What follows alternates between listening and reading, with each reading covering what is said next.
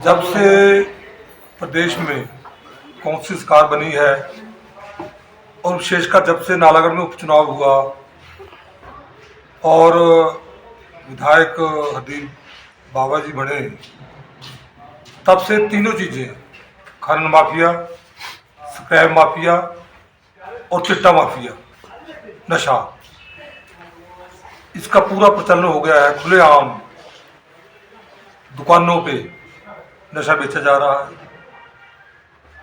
और कानून व्यवस्था जो पुलिस या प्रशासन जो रोकना चाहिए, मुझे लगता है वो पूरा अंडर प्रेशर है वर्तमान विधायक की कार्यप्रणाली की वजह से। और मैं कहता हूँ हंड्रेड्स, सैकड़ों के हिसाब से हैवे जो है टिपर्स, जो हमारा बहुमूल्य मिनरल, जो हमारा खनिज रेत बजरी जो है वो पंजाब को जा रही है, हरियाणा को जा रही है और कोई पूछने वाला नहीं है।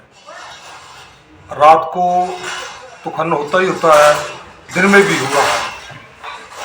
और बड़ा, आप अगर नालागढ़ की आप आरसी देखेंगे जो सर्टिफिकेट होता है, तो पिछले 3-4 महीने में मुझे लगता है कम से कम ज़्यादा नहीं तो 40-50 हैवे, जेसीबी, पोकलेंस ऐसे ला रहे हैं लोग, क्योंकि सरकार के जो डेवलपमेंट का काम वो तो बंद है।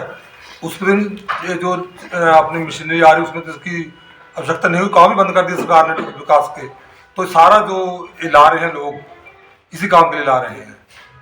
तो मुझे तो इस पूरी आशंका है कि आने वाले समय में पूरा नालागढ़ बर्बाद हो जाएगा, युवा बर्बाद हो रहा है, फैक्ट्री वाले जो है दुखी है, उन्हीं के विधायक के बंदे ही आपस में लड़ते हैं, दो ग्रुप। वो चाहते हैं, एक कहता मैं खा जाऊँ, दूसरा कहता मैं खा जाऊँ, तो आपस में लड़ रहे हैं। हमारे भाजपा कोई मतलब नहीं है उससे, हमारे लोग तो सही काम करते हैं अपना ईमानदारी का, और उन लोगों में होड़ लगी है। एक से बढ़कर दूसरा लोग इस चक्कर में फैक्ट्रियों वाले मालिक जो है वो परेशान है, और जिनका पहले काम था नेचुरली वो आपस में उनको भी तकलीफ होगी जब आपस में लड़ाई झगड़े हो रहे। कानून व्यवस्था बिल्कुल शर्मा गई है और बहुत, मुझे तो पता नहीं कितने केस, कितने FIR हो गई होंगी पिछले 2-3 महीने में। तो इसका पूरा निकालें, पूरे पिछले 5 साल का निकालें और आपका निकालें 4 महीने का, तो आपको अपने आप रेशो पता लग जाए क्या कहाँ जा रहा है नालागढ़। विकास जो हमने जयराम ठाकुर जी के नेतृत्व में भाजपा की सरकार थी, तो हम लगभग 600 करोड़ के विकास कार्य स्वीकृत करवाए थे। उसमें कुछ जमीन पे आए, कुछ होने थे, तो वो बड़े धीमी गति से चले गए क्योंकि विकास की तरफ विधायक का ध्यान नहीं है। पिछले दिनों डिप्टी CM और CM आए, तो वो जितने भी शिलान्यास और उद्घाटन उन्होंने किए 100% वो मेरे द्वारा स्वीकृत करवाए गए हैं। जिसका शिलान्यास किया और जिसका उन्होंने उद्घाटन किया, वो मेरे विधायक रहते हुए ही कार्य पूर्ण हो गए थे। तो ये तो औपचारिकता मात्र थी। चलो, ये तो होता है, जिसकी सरकार होती है उद्घाटन वही करते हैं, इसमें मुझे कोई ऑब्जेक्शन नहीं है। परंतु मैं चाहता हूँ जिस वादा करके लोगों से, युवाओं से कि आपको नौकरियाँ देंगे, 50,000 की नौकरी देंगे, काम देंगे आपको, तो काम तो मिला था 10-20-50 लोगों में सिमट गया है वो लड़ाई झगड़े में। और ना युवाओं को नौकरियाँ मिल रही हैं फैक्ट्रियों में, और ना काम मिल रहा है, और विकास के कार्य पूरे ठप है।